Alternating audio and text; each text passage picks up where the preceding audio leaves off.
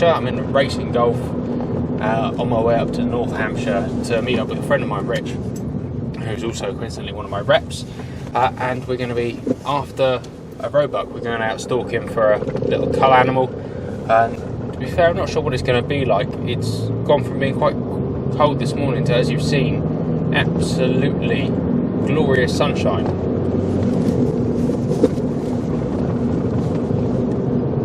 So we'll see how that goes. I'd like to think they'd come out, but always in weather like this, they might be out just at last light. But we'll see. Again, I've never been to this ground before. This is Rich's ground, and I've been privileged to be invited up and also allowed to bring a camera along. This is my first season with a kid, my first roebuck season with a child, and I think it certainly changed my hunting dynamic. Is that, you know, I couldn't go, weather's good, I'm dropping everything and going out.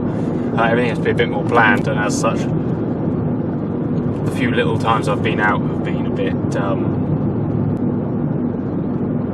unsuccessful. So a little confession to you, this is my first time stalking with a camera in tow. I've no idea what it's going to be like. I'm not into really if it's going to be enjoyable, but it doesn't matter.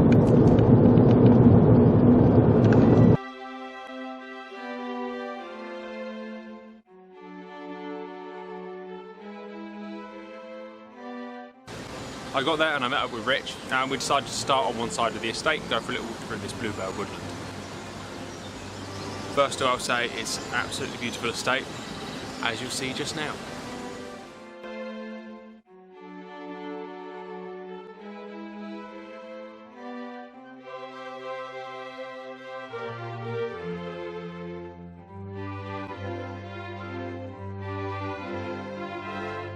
Picked it over. Spot on, check the shot. Things are fucking awesome with it. I've been so psyched about it. Thank you very much.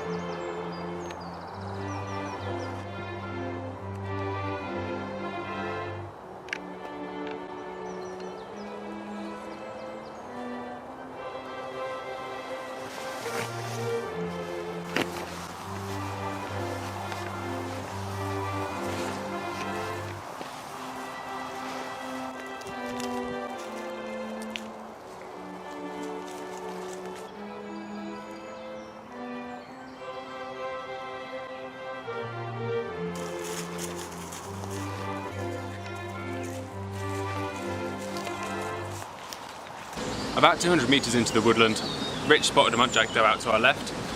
She spotted us pretty quick. She was about 100 yards away, and all I had to do was get myself to a rest. There was a tree about 8 yards away. As I stalked, just actually started barking at us, which always puts the pressure on because they know you're there. They might not necessarily have seen you, but they know something's up and they're barking at you. So I stalked them to a tree, took a kneel, took a bounce off the tree, popped the rifle, pulled the trigger.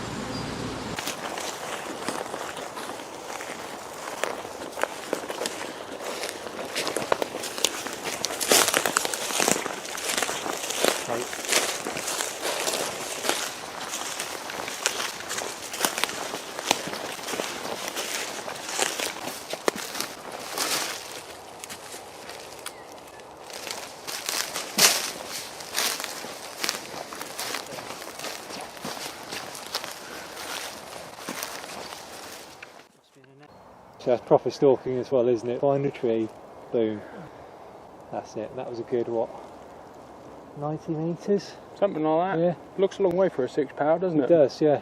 You but forget. You don't wobble, because No. there's nothing to wobble about. So there's no muscle correction, because you're not overdoing it. No, you just go, you go full on, get your wobble or your sway right, put it in the right place, and oh, it's brilliant. Awesome. Brilliant. I'm never really sure what to say in moments like this. I always feel like a camera. However, it is actually, it doesn't really belong here, does it, Rich? However strange. How's the K3? The K3, I've been umming and ahhing about buying one of these for a little while. I'm gonna have to do it. It was so pure. Like, you, I know it's hard to explain really, but there's no option for a second shot. Everything has to be right, and you don't think so much, I suppose. You're not worried about gear, even though it is an expensive and delicious rifle. You just, it felt very much more like me and the deer together. I loved it. However quickly we found it, and however quickly it was put a deer on the deck, I loved it. And let's go see if there's any more about it. 50, 100 yards left, watching what I was doing, I'd have looked at that foot, it was perfectly placed.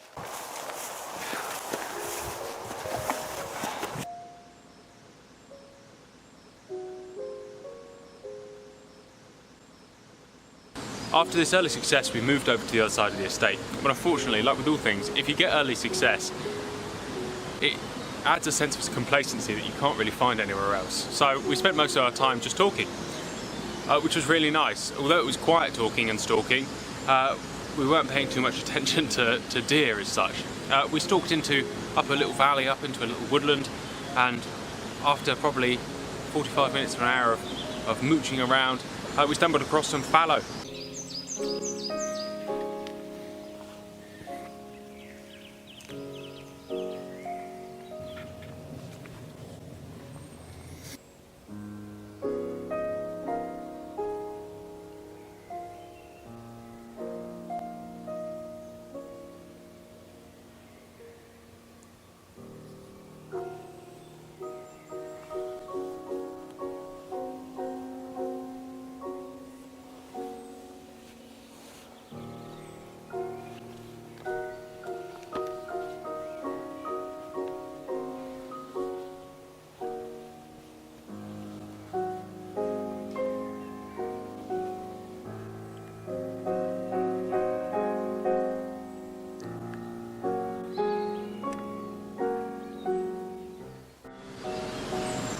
We continued stalking for the rest of the evening, up the side of this valley and then back down the middle. We saw a lot of fallow and a couple of rhodos, but it was wonderful. I saw a fox, and a fox started having a good go at us, barking away as they do.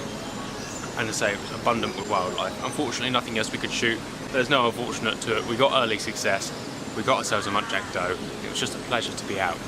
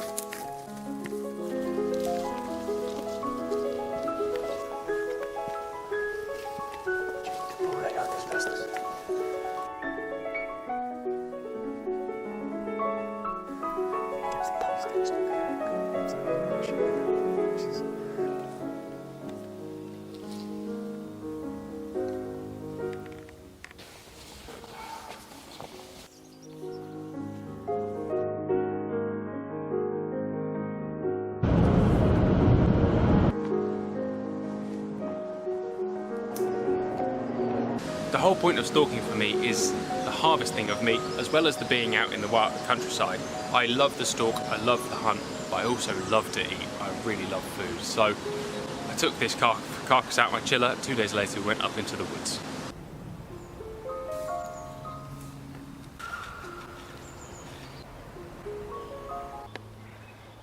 It's a bit harder on a muntjac, but you feel down the leg, you feel 2 notches. Go between those 2 notches. Drive your knife around, and that will just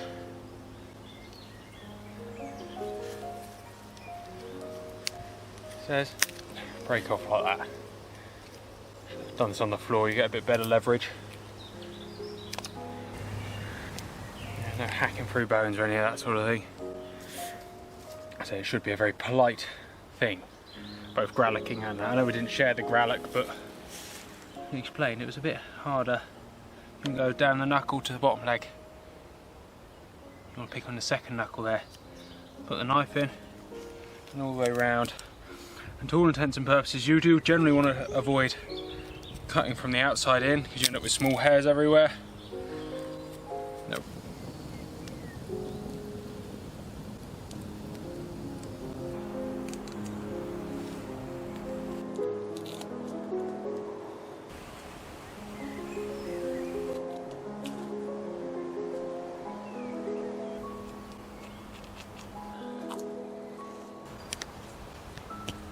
for all of our American friends, this is what a muntjac looks like. They're tiny. Or even most of our European friends, this is what a muntjac looks like. They're absolutely tiny, they're extremely invasive, and they're absolutely delicious. I like to think every time you go out hunting, shooting, stalking, fishing, you learn something new every time. I think Mother Nature is so educational in one way or another, really, that actually, I mean, it was a real treat. The ground was absolutely stunning. Even with this stalk, where we got success fairly early on, we learnt an awful lot, or I enjoyed certainly walking around, and the fellowship I had with Rich as a fellow stalker was wonderful, really. I thoroughly enjoyed myself. But even on this instance, what I learnt about filming a hunt, perhaps, and filming a stalk, let's say, it's always a difficult nomenclature to get, given the Anglo-American relationship, vocabulary-wise. Hunting for us is on horseback. You know, it's probably something that's worth mentioning here. However, it's sneaking into our conversations more and more, given the Americans' use of the term. Yeah, what I learned about camera work and stalking, my appreciation now for stalking videos and hunting videos is tenfold. What it takes actually to put something together is quite serious. Again, the end result really is all that we've got: a muntjac swinging from a tree, and we're about to put it on the grill. Incredibly invasive. Those little teeth cause a lot of damage.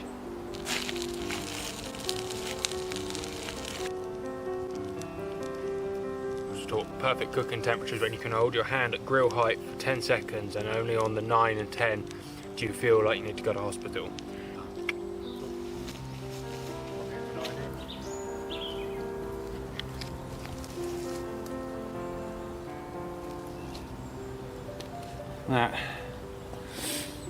That's why we do what we do.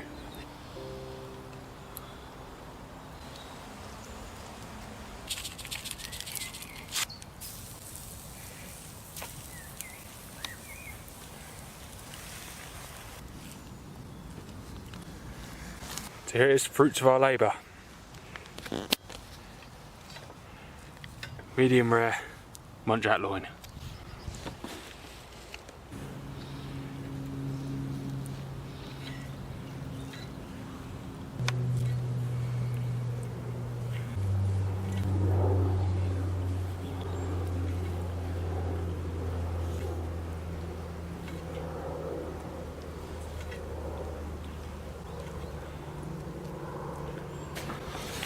For those of you who haven't tried venison before, it can be a little bit gamey. That I think is really a very pleasant taste. However, it can taste quite foreign if you've never tasted it before. Never underestimate the taste of flavour and spice you can put on it to master taste, or sort of to break yourself into it. If you like chili, put chili on there. You like garlic, put garlic on there. I'd put salt on there as a matter of course, because salt makes all meat taste good. Personally, it's all about the cumin.